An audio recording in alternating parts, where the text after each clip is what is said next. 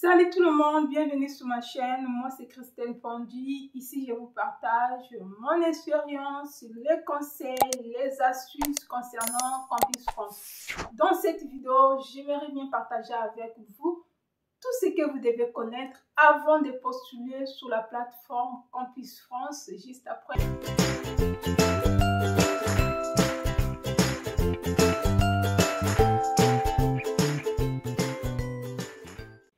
Je pense qu'il est nécessaire de prendre en compte certains éléments avant de candidater sur Campus France. Premièrement, il faut savoir que Campus France a des dates butoirs à respecter. L'ouverture de la plateforme commence à partir du mois de octobre jusqu'à mai-juin. Une fois que vous avez pu tenir compte de cette date, des dates de Campus France, vous pouvez maintenant passer à l'étape suivante, c'est de vous inscrire sur la plateforme, ouvrir votre compte personnel.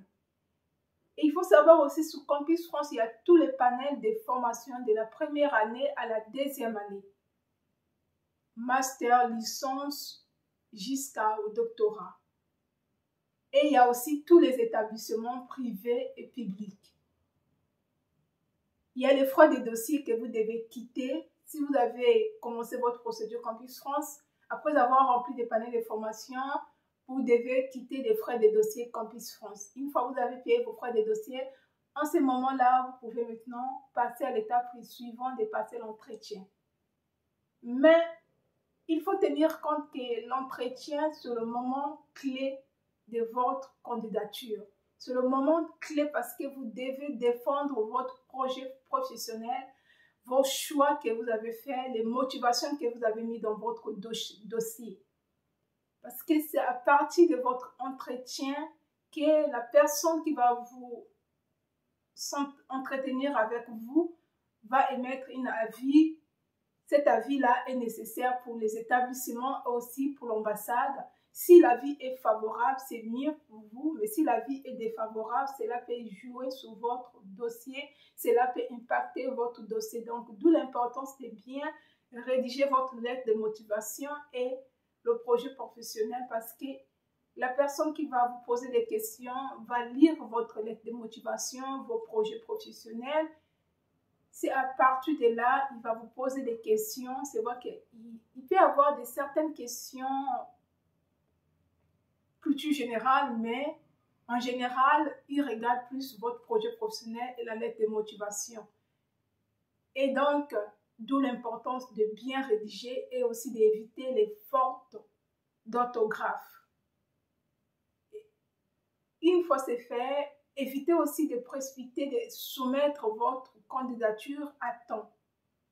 C'est-à-dire, quand vous postulez sur Campus France, évitez de remplir les paniers de formation sans faire des recherches sur votre formation, sans connaître les prérequis de votre formation, sans connaître les débouchés de votre formation. C'est facile à vérifier. Vous allez sur l'établissement que vous avez choisi, vous rentrez sur la formation, vous cherchez votre formation et vous tombez sur votre formation.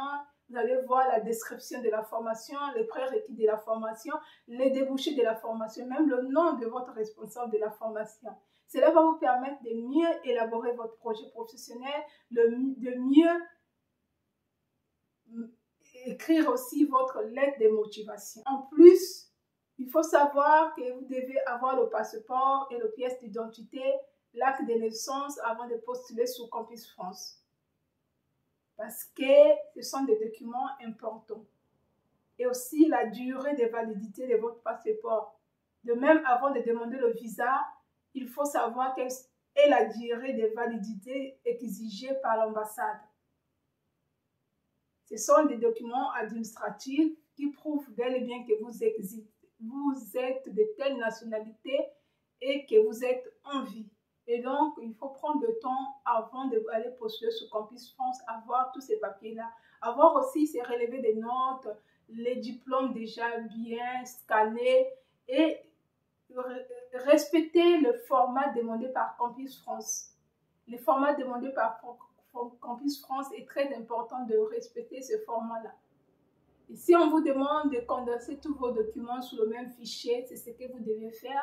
Et aussi les nombres de kilos, voilà. Parce que si ça pèse trop, on va vous dire minimum temps, maximum temps. Et c'est à vous de voir comment remédier pour mieux être dans les règlements. Et aussi les critères d'exigibilité. Les critères d'exigibilité vont de soi avec les universités. Tout cela est lié.